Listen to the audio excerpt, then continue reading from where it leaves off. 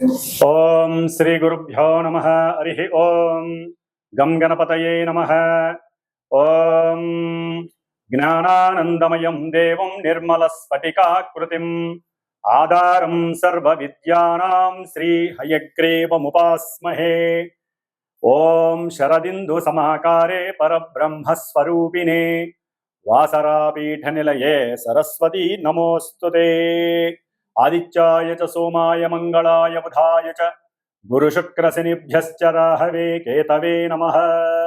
నవగ్రహ దేవతాయే నమో నమః.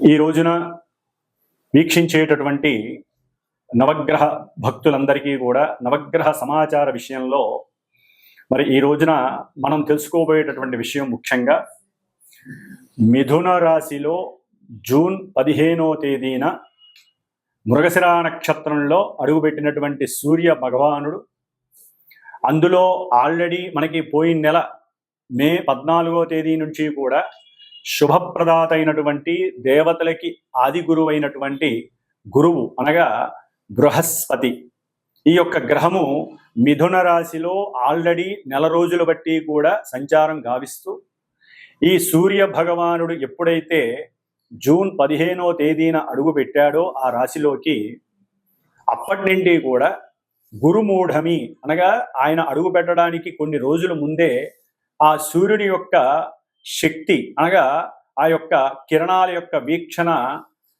గురుని యొక్క వీక్షణలను అడ్డుకొని గురుమూఢమిగా మనకి తెలియజేయబడుతోంది శాస్త్రం. అంటే ఈ గురుమూఢమి జూన్ 9వ తేదీ నుండి జూలై 9వ తేదీ అనగా 10వ తేదీ వరకు సూర్య భగవానుడు అంటే రవి గురుల యొక్క కలయిక గురుమూఢమితో శుభకార్యాలకి ఇబ్బందికరమైనటువంటి పరిస్థితులు ఎదుర్కొన్నాయి. అంటే పెళ్లిళ్ళు కానీ, ఉపనయనాలు కానీ, అట్లాగే గృహప్రవేశాలు, శంకుస్థాపనలు ఇలాంటివి ఏవి కూడా జరపలేనటువంటి పరిస్థితి. ఎందుకంటే గురువు గ్రహాలన్నిటిలోకి అత్యంత శుభ ఫలప్రదాయకుడు. పూర్వపుణ్య ఫలాలన్నిటినీ కూడా తృప్తిగా మానవుడికి ఇచ్చేటటువంటి వాడు గురుడే. మరి ఈ రవి మిగతా గ్రహాలన్నిటినీ కూడా, మనం నివసిస్తున్నటువంటి భూమిని కూడా తన చుట్టూ చక్కగా తిప్పుకుంటూ తన యొక్క ఆకర్షణ శక్తితో, ఎందుకంటే సూర్య భగవానుడి యొక్క అంతరంలో ఒక చిన్న సూక్ష్మమైనటువంటి బిందువు దగ్గర గాయత్రీదేవి నివాసం ఉంటుందని శాస్త్రవచనం. అందుకని ఆ సూర్యుని యొక్క శక్తి తట్టుకోలేక అన్ని గ్రహాలు కూడా మూఢత్వాన్ని పొందుతాయి, అంటే బలాన్ని కోల్పోతాయి అని అర్థం. వాటిల్లో ముఖ్యంగా గురువు, అట్లాగే శుక్రుడు చాలా విశేషమైనటువంటి శుక్రమూఢమి, గురమూఢమి అనేటటువంటిది మనకి సంవత్సరంలో 2 సార్లు 1 సారి వస్తూ ఉంటాయి. శుభకార్యాలు ఏవి జరపరు.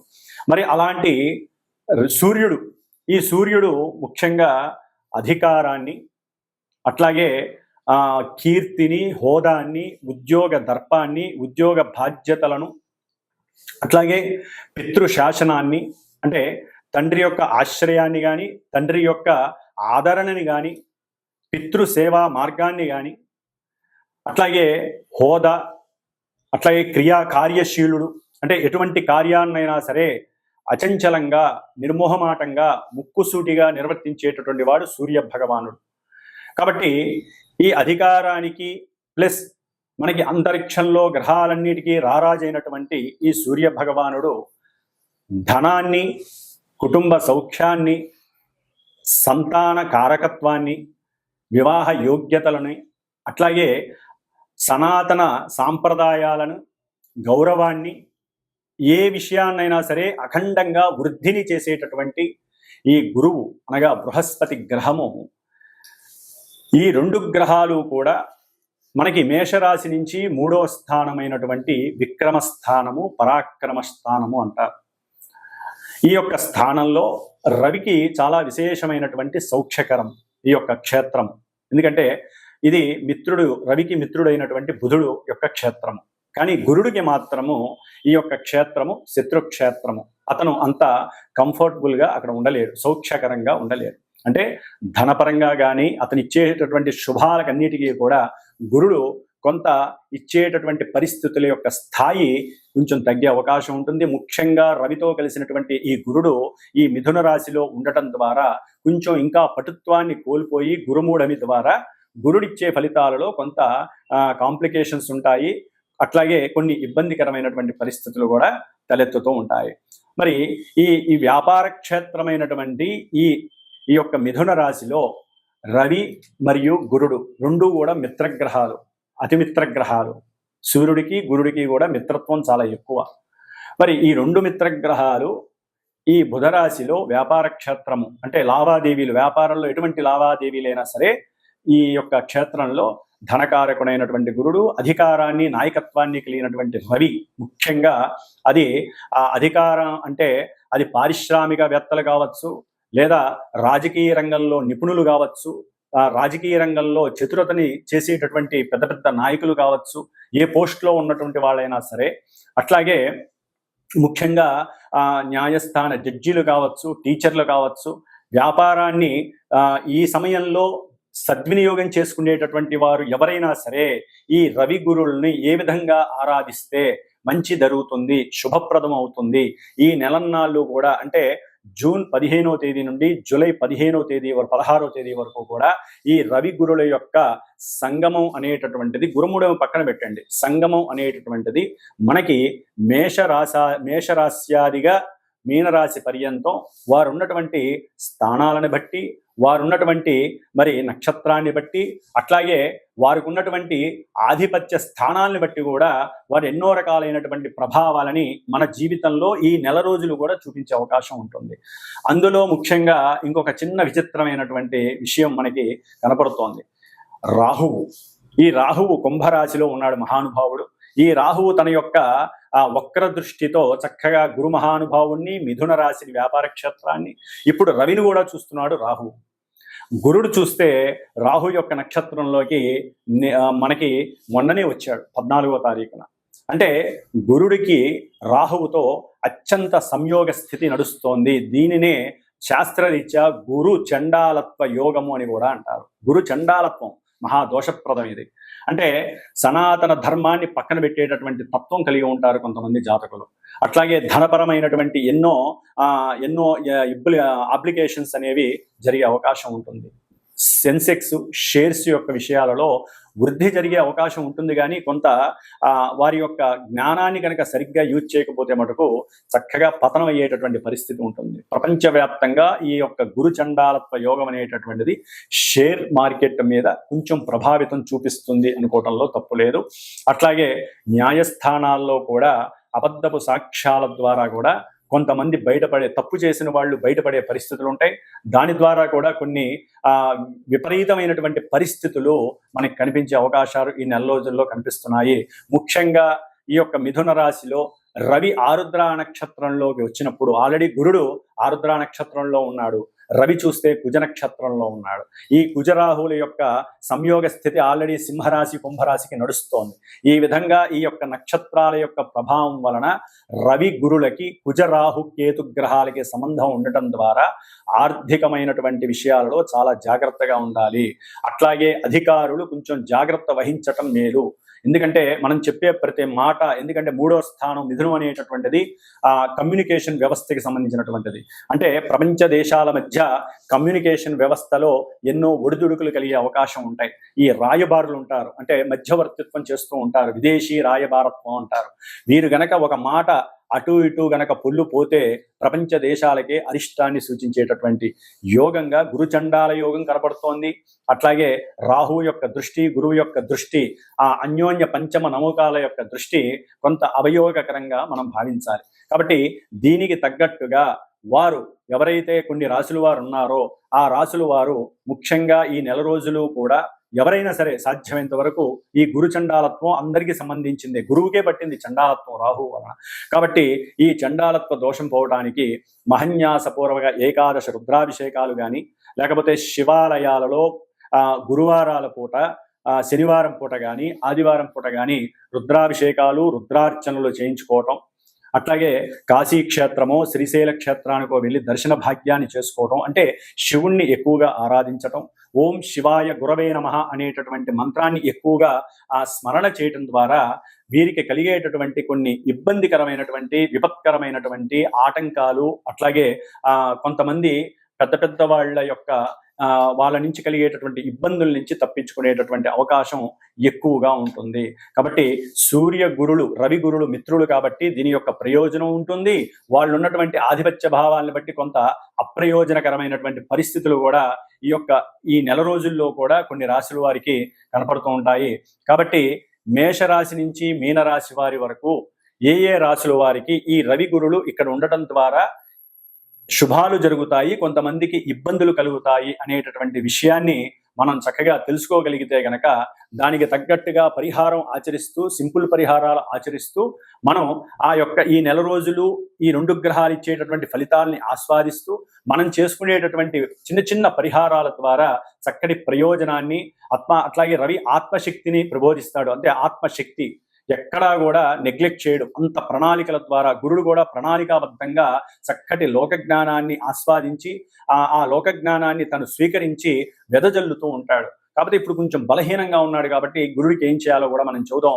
గురువుకి సంబంధించినటువంటి స్తోత్రాన్ని అందరూ కూడా ముఖ్యంగా దత్త ఆరాధన చేయటం, గానుగాపూర్ దర్శనం చేయడం ద్వారా కూడా గురువు ఇచ్చేటటువంటి నెగిటివ్ ఫలితాలు లేకుండా గురు చండాలత్వ యోగ దోషాన్ని మనం ఉపసంహరించుకొని, అట్లాగే ఈ రాహు చేత చూడబడుతున్నటువంటి రవి గురుల యొక్క దోషాన్ని పోగొట్టుకునేటటువంటి పరిస్థితి దుర్గాదేవి ఆరాధన చేయడం ద్వారా కూడా రాహుని ఉపశమనం చేయడానికి అవకాశాలు ఉన్నాయి. కాబట్టి సాధ్యమైనంత వరకు అందరూ కూడా దత్త కవచాన్ని కానీ దత్తాత్రేయుడి యొక్క గురు చరిత్ర పారాయణని కానీ ఈ నెల రోజులు కూడా వీలుంటే రోజుకి 1 పావు గంట కేటాయించి చదివినట్లయితే ఈ గురుగ్రహ జాతకులు కానీ, అట్లాగే గురువు యొక్క రాశులకి సంబంధించిన వారు కానీ, గురు నక్షత్రాలైనటువంటి పునర్వసు, విశాఖ, పూర్వభాద్ర నక్షత్ర జాతకులు కానివ్వండి, ధనస్సు, మీనరాశుల వారు కానివ్వండి, గురు మహర్దశలు, అంతర్దశలు, విదశలు జరుగుతున్న వారు జన్మలగ్న రీత్యా ఉన్నటువంటి పరిస్థితులను బట్టి ఈ గోచారంలో వారికి కొన్ని ఇబ్బందులు కలగడానికి అవకాశం ఉంటాయి. కొంతమందికి అదే అనుకూలమైనటువంటి పరిస్థితులు కూడా కలుగుతాయి. ఏదేమైనప్పటికీ గోచారం అనేటటువంటిది ఒక సూచన మాత్రమే తెలియజేస్తుంది. జన్మజాతకం అనేటటువంటిది దశలు, అంతర్దశలు, మనం పుట్టినప్పుడు ఉన్నటువంటి గ్రహాల యొక్క స్థితిగతులు, ఉన్నటువంటి నక్షత్రాలని బట్టి అవి ఆడేటటువంటి ఆటలో ఈ గోచారంలో మనం పావులం అవుతాము. కాబట్టి అప్పుడు జరిగేటటువంటి సిచ్యువేషన్స్ అన్ని రాసి పెట్టుంటాయి. కాబట్టి గోచారంలో అవి ఏ విధంగా జరుగుతాయి, వాటికి గురువుల ద్వారా అంటే మా ద్వారా సూచించబడినటువంటి పరిహారాలను ఏ విధంగా ఆచరించాలి, వేద మంత్రాలని మనం పట్టుకొని వేలాడాల్సిందే. వేద మంత్రోక్తంగా మాత్రమే గ్రహాలని ఉపసంహరించుకోవాలి. అంటే గ్రహాలు ఇచ్చేటటువంటి నెగిటివ్ రోల్స్ని, నెగిటివ్స్ని కూడా మనం పారద్రోలుకోవాలని వేదశాస్త్రం చెబుతోంది. కాబట్టి శాస్త్రంలో ఈ జ్యోతిష్య శాస్త్రం కావచ్చు, మంత్రశాస్త్రం, ఇవన్నీ కూడా అనుసంధానం కలిగి అన్నీ కూడా మన రక్షణ కోసమే మన ఋషులు కానీ, పూర్వీకులు కానీ, దైవం కానీ మనకి ప్రసాదించినటువంటి వరాలుగా అందరూ తెలుసుకోవాల్సినటువంటి విషయం. కాబట్టి ఇప్పుడు మనకి మేషరాశి నుంచి మీనరాశి వరకు ఏ విధంగా మనకి రవి గురుల యొక్క అనుకూలతలు, ప్రతికూలతలు ఉంటాయో తెలుసుకుందాం. ఓం గం గురవే నమో నమః. కుంభరాశి ఈ నెల జూన్ 15వ తేదీ నుండి జూలై 16వ తేదీ వరకు కుంభరాశి వారికి ద్వితీయ లాభాధిపత్యం కలిగినటువంటి ధనకారకుడు, సంతానకారకుడు, అట్లాగే వాక్స్థానాధిపతి అయినటువంటి సమస్త కార్యాలయందు లాభాన్ని కలుగజేసేటటువంటి ఫ్రూట్ఫుల్ సిగ్నిఫికేటర్గా ఉన్నటువంటి అత్యంత శుభప్రదమైనటువంటి శుభుడైనటువంటి బృహస్పతి ఈ కుంభరాశి వారికి పంచమంలో ఉండటం, అట్లాగే కుంభరాశి వారికి సప్తమాధిపతి అయినటువంటి సూర్య భగవానుడు రవి పంచమంలో ఉండి గురుడితో కలిసి ఉండటం, రాహు యొక్క నక్షత్రంలో ఉండటం, ఈ రాహు జన్మరాశిలో ఉండటం. దీని ద్వారా ముఖ్యంగా ఉద్యోగస్తులకి, అది ప్రైవేట్ రంగమైనా లేదా ప్రభుత్వ రంగ ఉద్యోగస్తులైనా సరే, ఎవరైనా సరే తాము ఆశించినంత ఫలితము ఉద్యోగ అవకాశాలు లేకపోవటము, చేసేటటువంటి ఉద్యోగాలలో వెనకడుగు పడటము, లేకపోతే వస్తుంది అనుకున్నటువంటి ఉద్యోగం సడలింపు లేకుండా వదిలివేయటం లేదా వారు తీసివేయటం, దాని ద్వారా మానసిక అప్రశాంతత, కోరుకున్నది జరగలేదనేటువంటి ఒక నిరాశ, అన్నిటికన్నా ముఖ్యం శరీరం పైన ఏదో పెద్ద బరువు పెట్టినటువంటి పరిస్థితి కలుగుతుంది. అంటే ఆత్మన్యూనతాభావము, ఆత్మశక్తి అనేటటువంటిది చాలా వరకు తగ్గిపోతుంది. పంచమంలో ఉన్నటువంటి గురుడు ఎంత యోగకారకుడో, పంచమంలో ఉన్నటువంటి రవి అంత హీనత్వాన్ని, ఇబ్బందుల్ని కలుగజేస్తాడు. వ్యాపారంలో ఒక రకంగా చెప్పాలంటే వీరు జాగ్రత్తగా, అంటే రవి గురులు మిత్రులు కాబట్టి, అది వ్యాపార క్షేత్రం కాబట్టి వీరు ఉల్లాసంగా, శారీరకంగా కరెక్ట్గా కష్టపడి ఒకరి ఆలోచనలు, అంటే ఎవరైతే భాగస్వాములు లేదా భార్యతో ఒకరికొకరు సంప్రదించుకొని, భార్యాభర్తలు సంప్రదించుకొని వారు చేసేటటువంటి వ్యాపారాదుల్లో చక్కటి ధనలాభం కలగటానికి సరైనటువంటి ప్రణాళికలు ఏర్పాటు చేసుకున్నట్లయితే, ధనాన్ని సరైనటువంటి కమ్యూనిటీలో కానీ సరైనటువంటి స్థానంలో పెట్టుబడిగా పెట్టినట్లయితే చక్కటి ధనలాభము కలుగుతుంది. అట్లాగే భార్యాభర్తల మధ్య అన్యోన్యత, పరస్పర సహాయ సహకారాలు అంది సంతాన సౌఖ్యము కలగటానికి ఉపయోగపడుతుందనే చెప్పుకోవాలి. ఈ యొక్క రవి గురుల యొక్క సమ్మేళనం, సంయోగం. రవి పాపి అయి సంతానకారకుడైనటువంటి ఆ యొక్క గురుడితో కంజక్ట్ అవటం వలన గురువు బలం తగ్గటం ద్వారా రవి అక్కడ కాస్త సంతానహీనత్వాన్ని కలుగజేస్తాడు, మానసిక వికారాలని వీళ్ళని కలుగజేస్తాడు. ఆరోగ్యరీత్యా కాస్త జీర్ణాశయపరంగా కొంత ఇబ్బందులు కలుగుతాయి. థైరాయిడ్ సమస్యలు, చెవిటి సమస్యలు, అంటే చెవికి సంబంధించినటువంటి సమస్యలు వీరిని ఎక్కువగా ఇబ్బంది పెట్టే అవకాశాలు కూడా ఉన్నాయి. శిరోబాధలు ఉండే అవకాశం ఉంటుంది. అట్లాగే మోచిప్పల కింద భాగము పిక్కలు అంటారు, ఆ పిక్కలు పట్టుకుపోవటం, పిక్కలకి సంబంధించినటువంటి కొన్ని సమస్యలు రుగ్మతలుగా దాపరించటం కుంభరాశి వారిని క్షోభపెట్టే అవకాశం ఉంటుంది. అయితే ఈ నెల రోజులు కొన్ని ఇలాంటి ఇబ్బందులు అనారోగ్యపరంగా వీరిని ఇబ్బంది పెడతాయి. కాబట్టి దానికి తగ్గట్టుగా ఈ రవికి సంబంధించినటువంటి స్తోత్రాన్ని జపాకుసుమ సంకాశం కాశ్యపేయం మహాద్యుతం తమోరిం సర్వ పాపఘ్నం ప్రణతోస్మి దివాకరం అనేటటువంటి స్తోత్రాన్ని నిత్యము ఒక 60 సార్లు చక్కగా చదివినట్లయితే మీకు సంతానపరంగా సమస్యలు రావు. లేకపోతే సంతానపరంగా కొంత వారు తిరిగే తిరుళ్ళకి, కుంభరాశి వారికి వారికి ఉన్న ఆలోచన విధానానికి మీకు ఖర్చు విపరీతమయ్యే అవకాశం ఉంటుంది. అట్లాగే మీరు చేసే వ్యాపారాదుల్లో కొన్ని అబద్ధపు మాటలు చెప్పి ప్రేలాపన చేసి వ్యాపారాన్ని ముందుకు తీసుకెళ్లాలనుకుంటారు. అక్కడ కూడా కొన్ని అవి బహిర్గతమై మిమ్మల్ని ఇబ్బంది పెట్టే అవకాశం కూడా ఉంటుంది. కాబట్టి కొంచెం జాగ్రత్త వహించడం ద్వారా మీరు అబద్ధాలు చెప్పకుండానే వ్యాపారం వృద్ధి చెందటానికి భవిష్యత్తు మీకు ఉపకరిస్తుంది. పంచమంలో ఉన్నటువంటి గురువు బలవంతుడైతే తప్ప మీకు సంతాన సౌఖ్యము, గృహ సౌఖ్యము, భోజన సౌఖ్యము కలగవు.